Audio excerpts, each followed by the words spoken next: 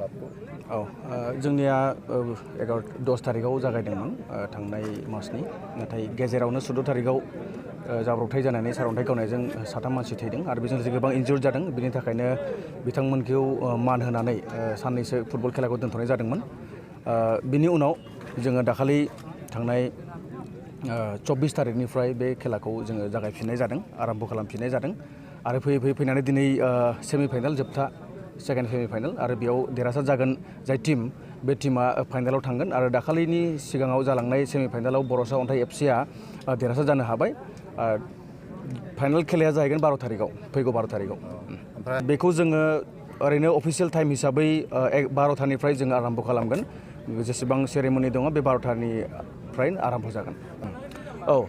हाबाफारिनि गेजेराव एक्सुवेलि जोंनि फाइनालखौ जोङो एसे समायना मेहेरगोनां खालामनो जों गोसो जादों आरो बेयाव जों स्पर्ट्सखौ बांसिनै जोङो प्रमट खालामनो जों गोसो जानानै बेखौ खालामदों आरो बेजों लोगोसे जोंनि साफ्रोमबो नायगिरिफोरखौ रंजाहोनो थाखाय, गोजोन होनो थाखाय आरो प्रग्रामखौ मेहेरगोनां खालामनो थाखाय जोंनि गेजेराव गोबां खनगिरि बिथांमोन फैगोन, देंखोगिरि बिथांमोन फैगोन, मोसाखावरिफोर फैगोन आरो बिदिनो कमेडि दिन्थिग्राफोर फैगोन।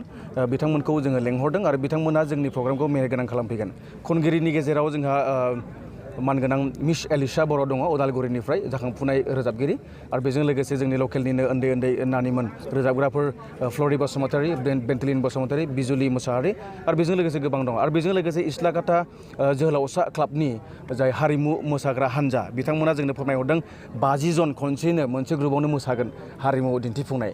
दा बिथांमोना फैनो गोनां दङ आरो बेजों लोगोसे बे हाबाफारियाव जोंनि गेजेराव आलासि महरै नुजाफैगोन जोंनि 13 चिरां कन्स्टिटुवेन्सिनि MCLA मानगोनां सावरायग्रा सार, बिथांखौ अमर होननानैबो जों मिथिगौ आरो बेजों लोगोसे नुजाफैगोन जोंनिनो BTCनि डेपुटि चिफ मानगोनां गोबिन्द बसुमतारी, बिथाङा बर्तमान बिधान सभानिबो एसेम्ब्लिनि बर्तमान MLA जानानै दङ, बिथाङा नुजाफैगोन आरो बिथांजों लोगोसे गोबां बिदिनो मानगोनां सुबुंफोर नुजाफैगोन आरो बेजों लोगोसे जोंनि बिर जोहोलाव डि जाब्रांनि न'खरनि बिब' बिनानावफोर, बिदा फंबायफोर, गोबां जाथि खुरमा फोलेर बंस'फोरा बे प्रग्रामाव बाहागो लाफैगोन जोंनो मिथिहोहरदों आरो बेजों लोगोसे बे प्रग्रामाव जोंहा गोबां खरसा जानायखाय बे प्रग्रामाव जोङो टिकेट लानानै जोङो मानसिफोरनो एबा नायगिरिफोरखौ रंजाहोनो जों गोसो जादों।